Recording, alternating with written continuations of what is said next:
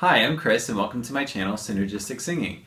In my last video, we covered the supplies that you'll need to take your singing in tune tests. This will be part 3 of a series of how to sing in tune. So, assuming you have all your supplies together, let's go into a little bit more detail of these different tests that you'd be taking. So first off, the reason why you're taking these tests is because you want to figure out whether singing in tune is a skill that you need to learn just from the beginning. It's a completely new skill. Or if you're only noticing that singing in tune is difficult in certain circumstances, which would suggest that you actually need to learn a different skill. So just to be really clear on this, we'll have these 4 different assessments that you'll take. And these are going to be recordings that you'll make of yourself. So the first one is going to be singing along with the song, with the singer singing your notes. So make sure that if you use headphones when you do this, make sure that you only have one headphone in because you really need to hear yourself when you're singing in general. That's really important. So then the next thing is you're going to do a karaoke track. So you will sing against a karaoke track. It can be the same exact song. You just won't have the lead vocal. So you could go to YouTube, search for karaoke Amazing Grace, for instance, and you'll sing that same song. Then the next thing that you'll do is you'll make a recording of yourself singing that song a cappella.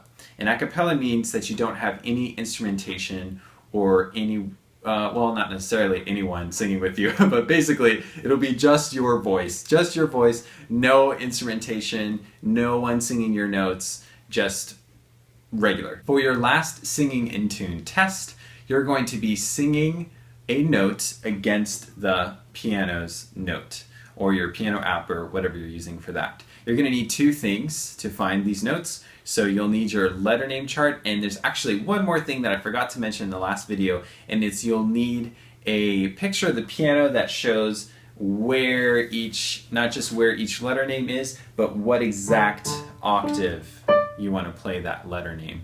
So for that, I put that link below. Click on that and that'll tell you where to find these specific letter names and the numbers. So for males, you'll be singing the syllable la on D3.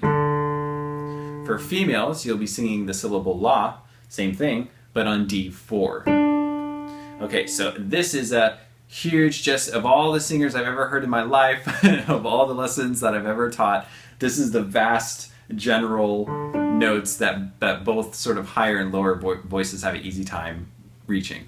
So that this as a disclaimer, this may not be the best note for you to sing. So just keep that in mind. In lessons, I usually hear that person speak, I hear that person sing, and then I can tell where their voice hangs out in the piano, and then I sort of meet them where they're at. So, but since this is to YouTube, you'll just have to sort of finagle with it and mess with it to sort of find the best note for your needs. So feel free to not do these exact notes if you don't want to. As soon as your recordings are made, wait before you listen to them. Check out my next video. So we'll talk about how to deal with the initial shock when you first hear your own voice on recordings, and also how to assess yourself to figure out if this is a skill that you need to learn.